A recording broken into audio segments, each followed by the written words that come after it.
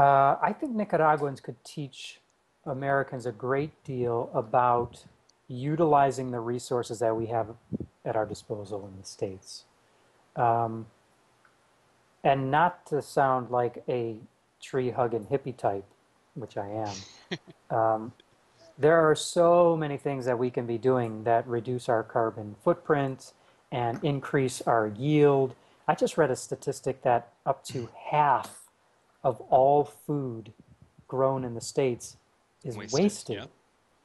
That is an incredible, the very concept of that here in Nicaragua, people would turn their head sideways. Hmm. They couldn't fathom that Mm-hmm. because no food here on the island goes to waste. Hmm. It's all just given to the next rung lower than humans on the chain. Mm-hmm. Anything that's left over here is given to the Right. pigs or the dogs. Um, but to find out that half of all the food being grown is just getting thrown into landfill is just sickening. It's really sickening. Hmm. So that first and foremost would be something that I would want all Americans to be aware of.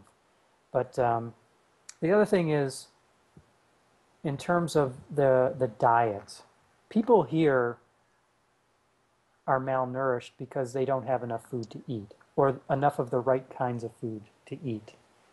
And in the States, it's exactly the opposite. Mm-hmm.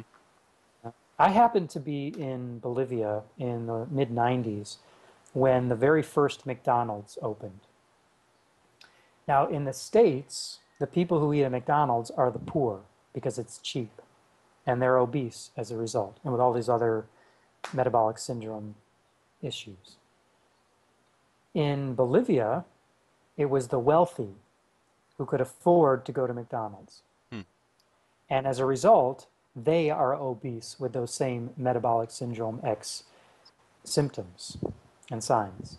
Whereas the poor who can't afford to go to McDonald's eat what they've been eating for millennia and aren't obese. They're rail thin. Mm-hmm.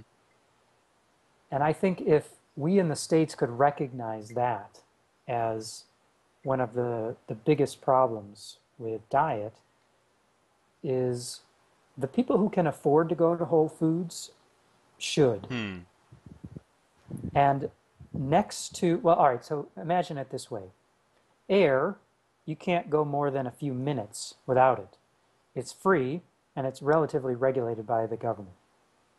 Next, water. You can't really go a few days without that. It's cheap, it's filtered, it's clean. What's next? The next most important thing to life is food. I say give food the respect that it deserves.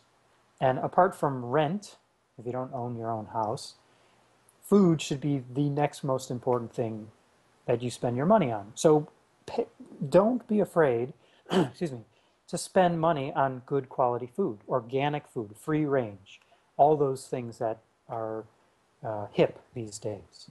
Spend your money on food as opposed to clothes or electronics or all those other frivolous things that I don't think are as important as food. Mm-hmm. Um, you're doing yourself a huge disservice by wasting money on crappy food. Hmm. Mm-hmm.